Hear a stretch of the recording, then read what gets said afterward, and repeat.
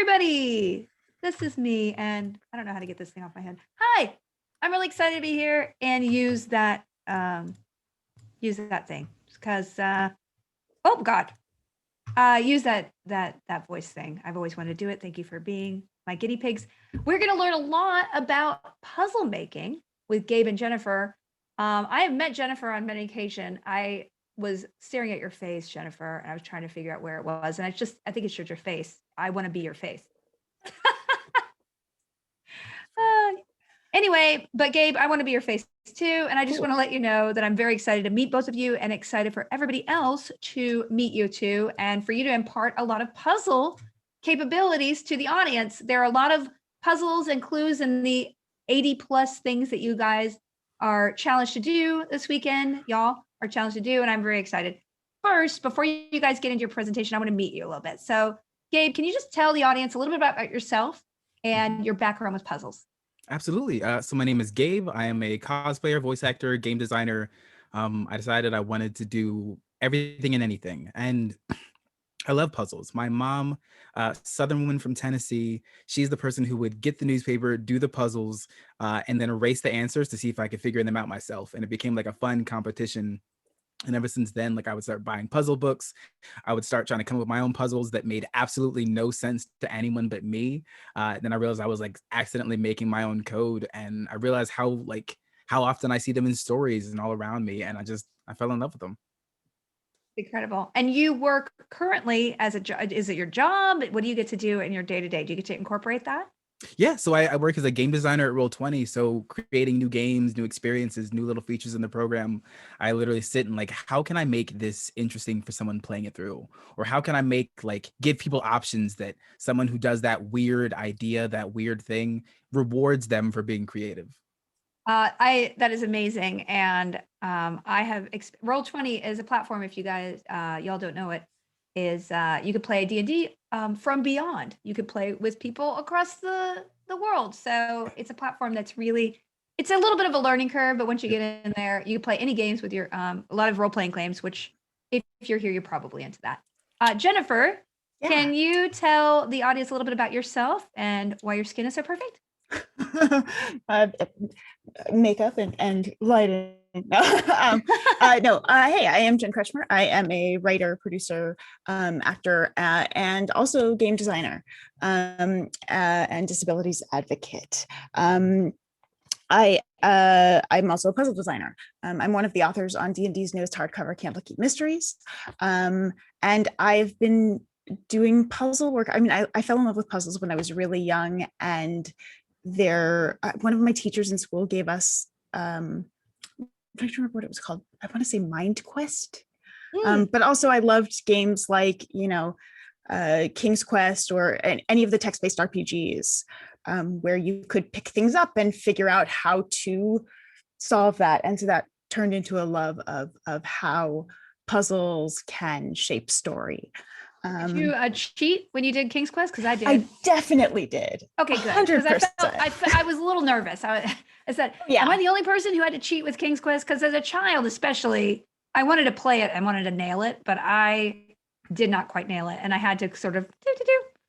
Yeah. Okay, good. No, 100%. And missed. I had 3 notebooks full and then still needed lots and lots of help. Okay, thank you so much. I think it was just we were maybe beyond our age level, and that's why we had to do that. Because nowadays, for sure, right? 100%. Yeah, but also here's the other thing: is I'll make the case that if you look at the answers to puzzles, you start learning the tips and tricks for solving them in the future. So yes. I say I was just preparing to solve future puzzles. Yes, I had a boyfriend in college who did crosswords, and he kind of taught me how to do crosswords. And I learned all the sort of tricky words that come up over and over. So you do them and you kind of learn the techniques. I'm also addicted to Ken, which is an 89-year-old woman, exercises in the newspaper every day. Yeah, yep. It's fun. So much fun. I love it. Yeah, it is. It's nice when you are can play with your brain a little bit like that. So I'm very excited for you guys to present how to sort of make you have a sort of a guide, a presentation to kind of aid everyone in creating their own puzzles and techniques and all this. And I'm excited to learn myself because you obviously have a lot of expertise where a lot of us are lacking. And let's learn from you. Well, so then I'll start. Like, one of the first things to talk about is like, what is a puzzle? Many things can be a puzzle, even if you don't necessarily see them that way at first. Simon Says is technically a puzzle. You're following a pattern to get to an end solution, following instructions to build something. They might be in another language, but there are pictures. You're following a puzzle to get to the right end result you want. Like, if someone gave you a key ring to like their apartment and you didn't know which key it was to get inside of the house, get inside of the place, it's a puzzle to figure out which is the right key. You're trying the different solutions. Maybe none of them are the right key, but you actually know the code to get in the garage. It's a solution that might not have been the intended one, but you still solved it. You got to the solution of the puzzle. And there are so many different specific types of puzzles.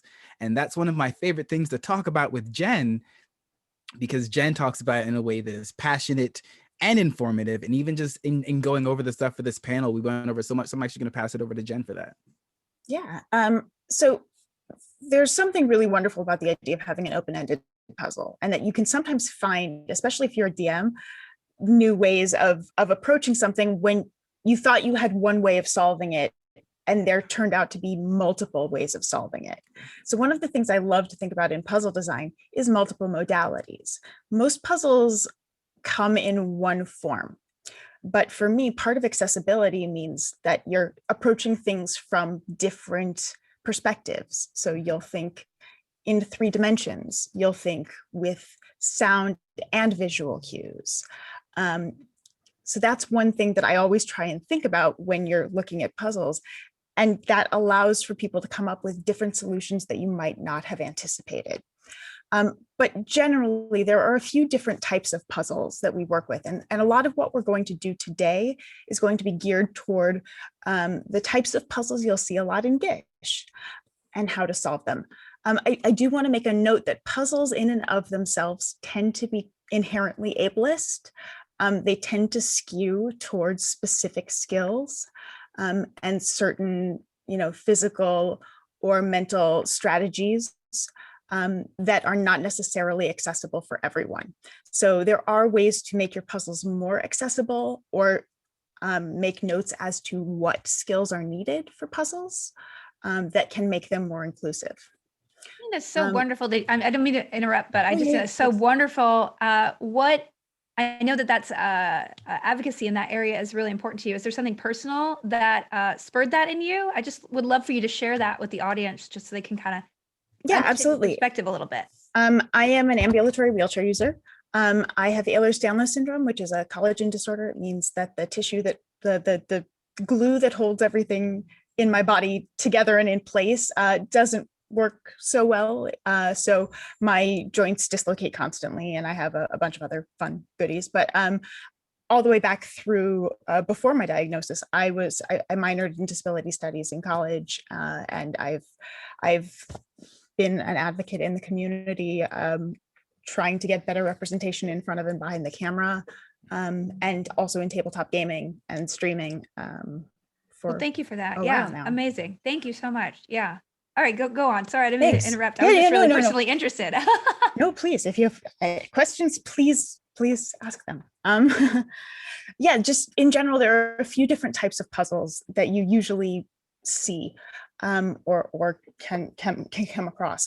Things like mechanical and physical puzzles, which are Rubik's cubes, jigsaw puzzles, or using images to represent things like sliding latches or locks or plumbing pipes. You see that a lot in video games. You'll have to adjust the pipes to get the water to flow through. It's like, real quick, like, Felicia, you play Among Us all the time. Every task you're doing is a puzzle. Exactly. Yes, it's a puzzle, and I frequently mess them up a lot, especially 1 through 10 for some reason. They can be tricky. I mean, that's why it's there. And I will note, Among Us actually made adjustments for colorblind folks. Yeah, that's why some of those puzzles now have extra shapes and things. That's amazing to hear. Cool. And it requires people to bring those things up to the devs, because however comprehensive they are, they don't have a consultant on call, which they should as they're developing. But hopefully we're getting to the point where that is just part of the package. But until then, we have to be very vocal and advocating for those and ourselves to be able to access what everybody does. Yeah. 100%. So yeah, those are mechanical or physical puzzles. Then you have logic puzzles, which are things like chessboard puzzles, or if then, which are the, if you have a red hat, a blue hat, and a green hat, and you have person A, B, and person C, and you have descriptors for each of those, and you have to figure out who has which. That's an if then puzzle. Or things like logic grids. You have visual puzzles, which is spot the differences or hidden objects, and then word puzzles. And that's sort of mostly what we're going to talk about today. So that's riddles, ciphers, codes, word searches, crosswords, anagrams. So they can be tricky to crack, but there are a lot of tips and tricks to spot them and find ways to solve them. Amazing. Yeah. So Gabe, do you want to talk a little bit about riddles? Since I know I that's an area of passion for you. I love riddles. I love wordplay, and it goes into my storytelling. So Felicia, We don't have any puns. No puns. No promises. So I have a riddle, like just to ask you right off the bat. What month of the year has 28 days? February. All of them. Yes, but it's true. And you see riddles in fantasy everywhere. You see the Sphinx, who in pretty much all aspects of media has a riddle for the adventurers to follow. The Hobbit is full of riddles. If I'm sure people out there have been playing Genshin Impact, which is a huge game, and there are plenty of riddles in that game. Some that like you can go to some place to get the answer or a hint, or you can just try to figure it out yourself.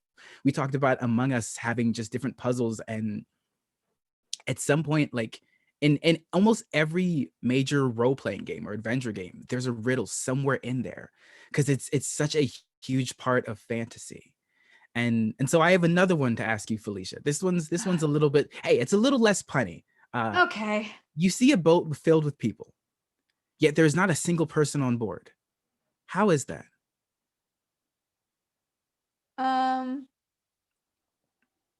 And I know there's someone watching. People like, is Soylent Green as people.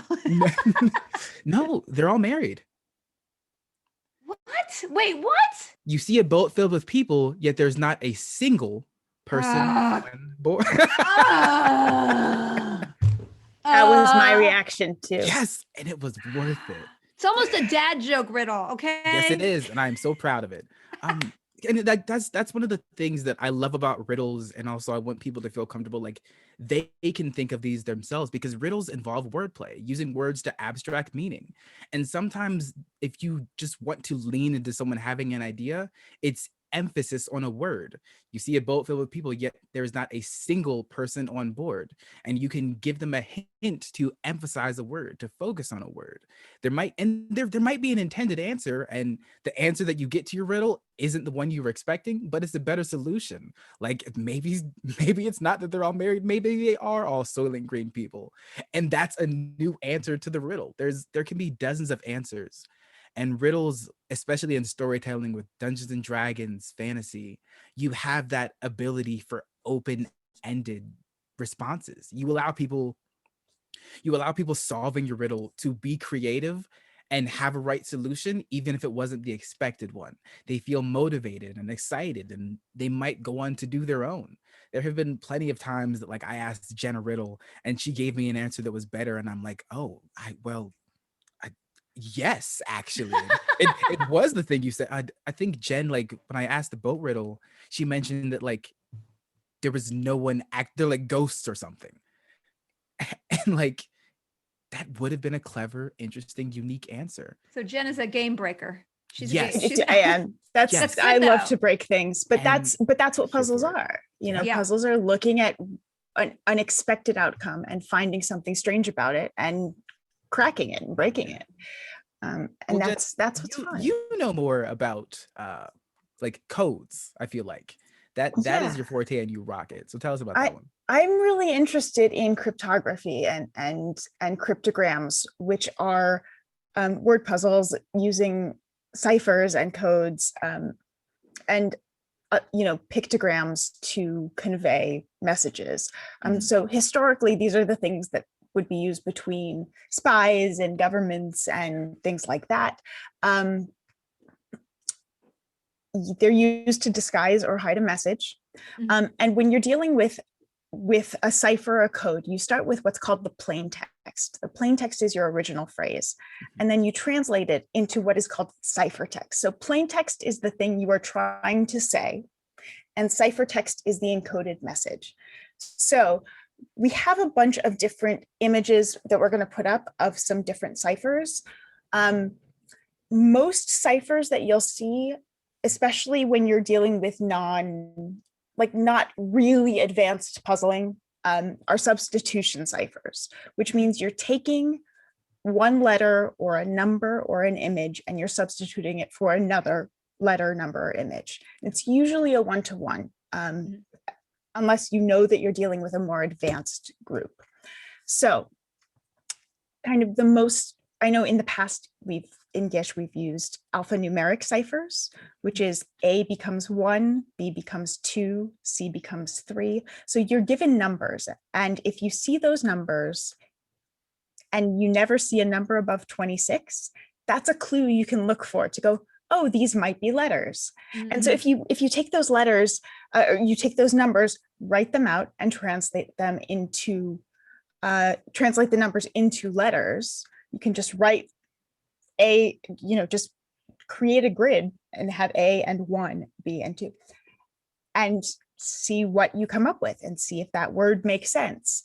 A lot of puzzling is trying things out and seeing if it makes sense. And if it starts to make sense or it seems like it's working, you're actually on the right track. Sometimes puzzles have a few steps. Go ahead. There's a lot of different codes in the past that have been not even cracked yet, right? What is it? The Voronoi, there's a special book that people still don't know how to.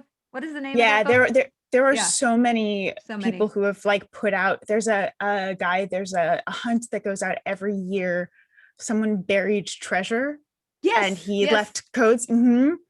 So it's pretty neat. I feel like people don't even think about language is a code. There are dozens of unknown or forgotten languages, and we're learning to translate it, and we're decrypting a code. Well, they used the Navajo code in World War II to beat to win the war, literally because it was not a language that was familiar to them. They couldn't crack it. So, or things like fan code.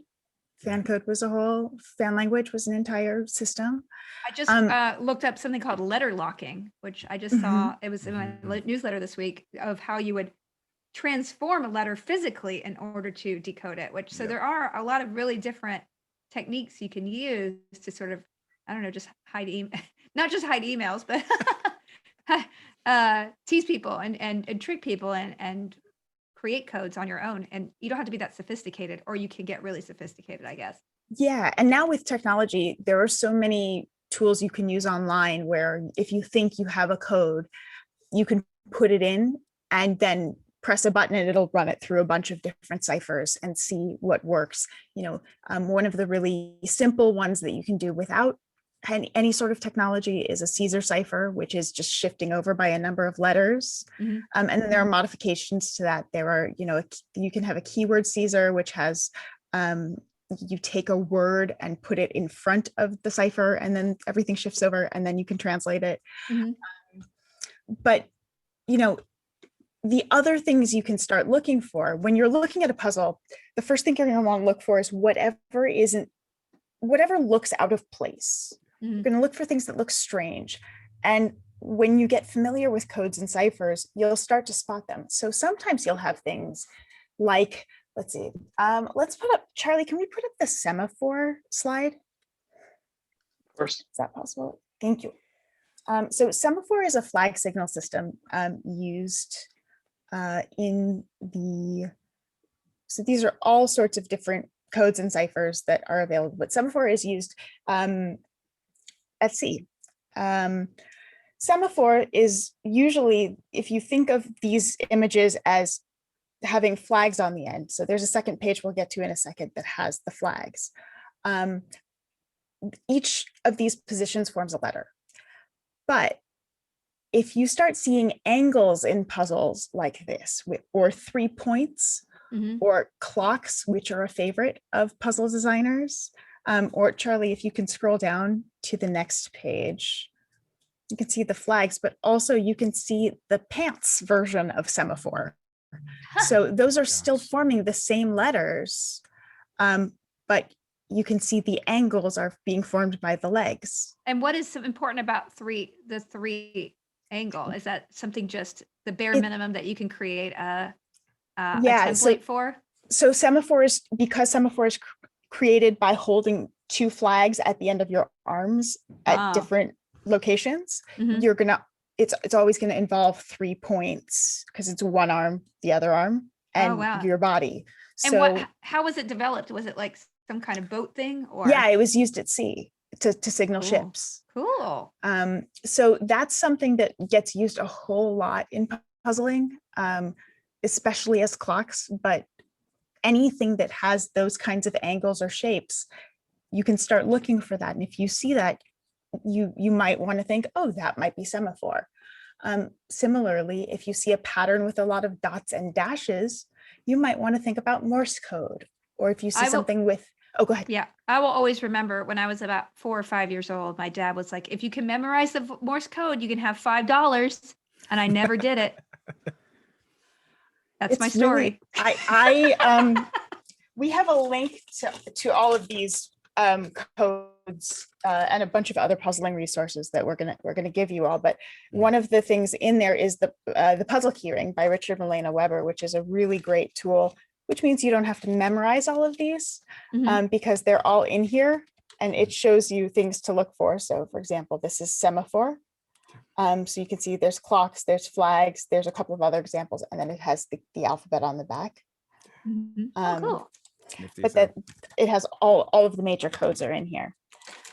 But yeah, things like Braille. So you can keep in mind that these things don't have to be two-dimensional. They can be auditory, they can be textural.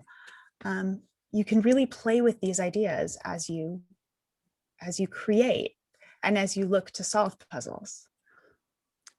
So something I've realized is, because like even Jen, you mentioned about the accessibility of puzzles.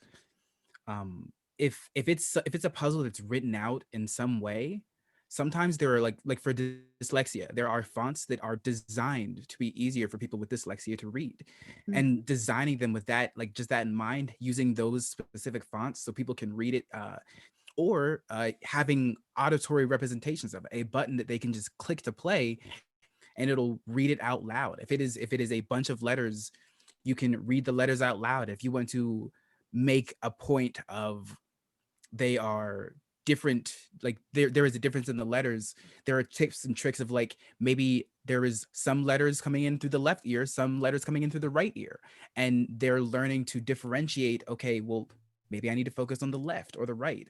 So it's figuring out what ways can I make this accessible and not necessarily difficult, but still fun for the person who's trying to solve it.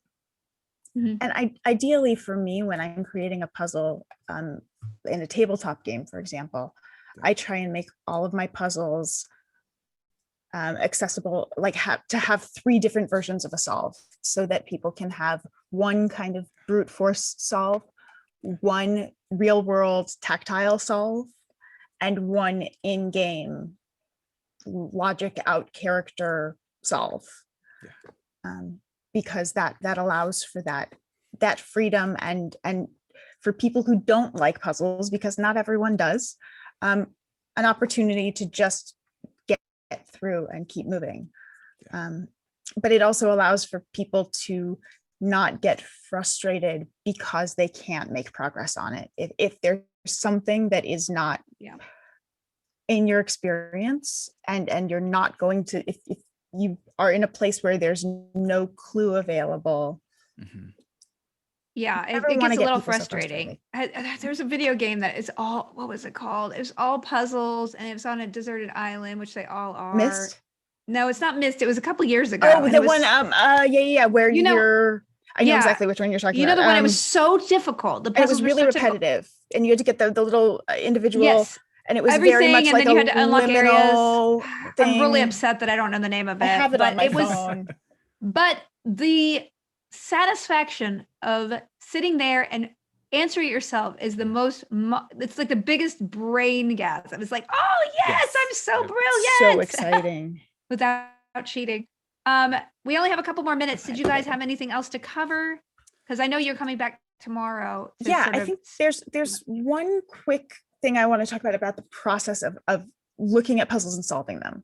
So there's a strategy called the ISIS strategy, which was created by Foggy Broom. So it's identify, so you're looking for patterns, sort, which means you're reordering your data into a workable order, index, which is you're extracting the message, and solve, which means you're understanding the message.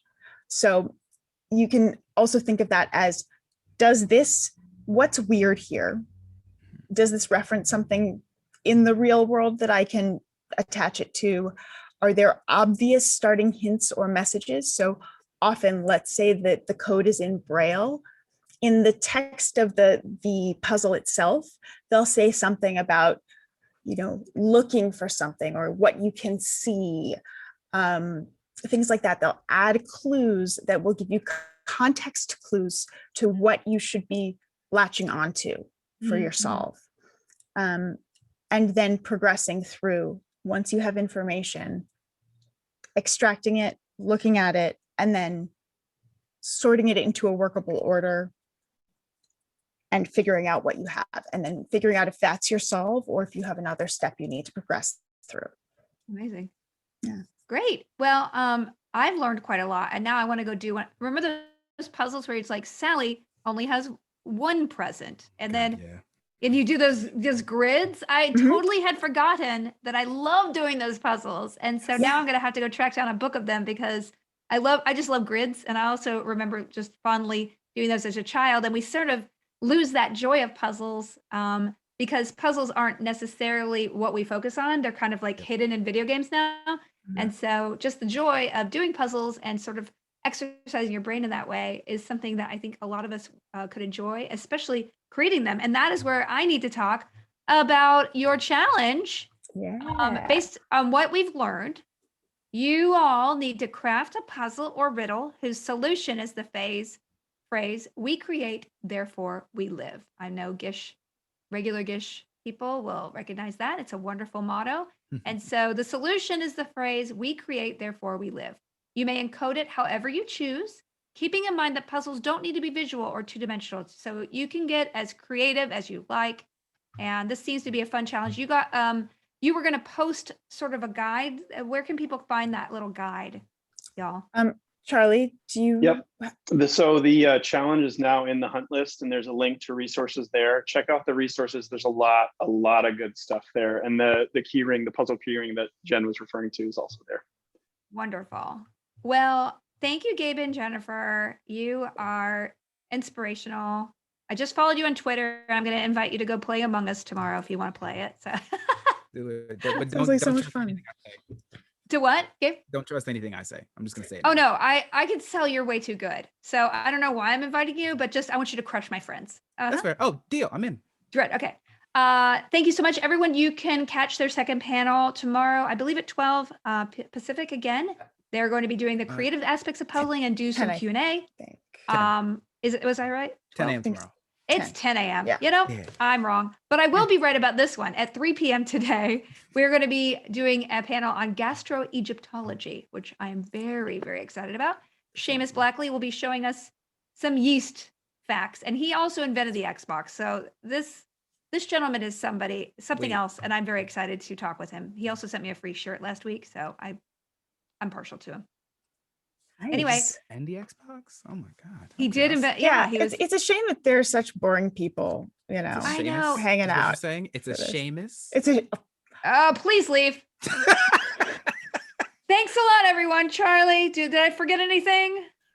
No, I mean, just wanted to say thank you to everybody for this, and we're giving away the answers to how to figure out these puzzles. So we're kind of hampering ourselves. I know our resident puzzle expert is very upset about it.